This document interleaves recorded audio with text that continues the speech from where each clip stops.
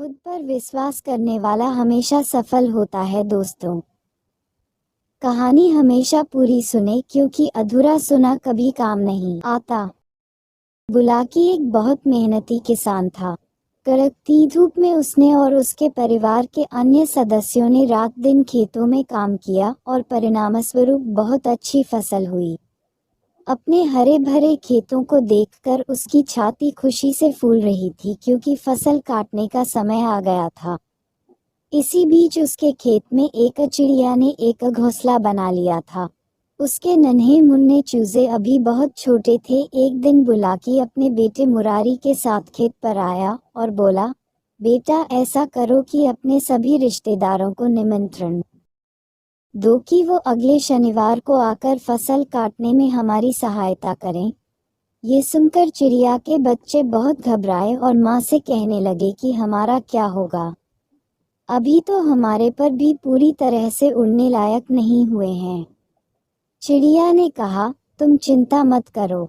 अगले शनिवार को जब बाप बेटे खेत पर पहुंचे तो वहां कोई भी रिश्तेदार नहीं पहुंचा था।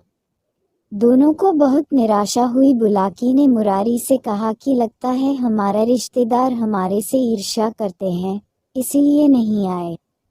अब तुम सब मित्रों को ऐसा ही निमंत्रण अगले हफ्ते के लिए दे दो। चिड़िया और उसके बच्चों की वही कहानी फिर दोहराई गई और चिड़िया ने वही जवाब दिया। अगले हफ्ते भी जब दोनों बाप बेटे खेत पर पहुंचे तो कोई भी मित्र सहायता करने नहीं आया। तो बुलाकी ने मुरारी से कहा कि बेटा देखा तुमने, जो इंसान दूसरों का सहारा लेकर जीना चाहता है उसका यही हाल होता है और उसे सदा निराशा ही मिलती है। अब तुम बाजार जाओ और फसल काटने का सारा सामान ले आओ, कल से इस खेत को हम दोनों मिलकर काटेंगे। चिड़िया ने जब ये सुना तो बच्चों से कहने लगी कि चलो अब जाने का समय आ गया है। जब इंसान अपने बाहुबल पर अपना काम स्वयं करने की प्रतिज्ञा कर लेता है तो फिर उसे न किसी के सहारे की जरूरत पड़ती है और न ही उसे कोई रोक सकता है। इसी को कहते हैं बच्चों की अपना हाथ जगन्नाथ।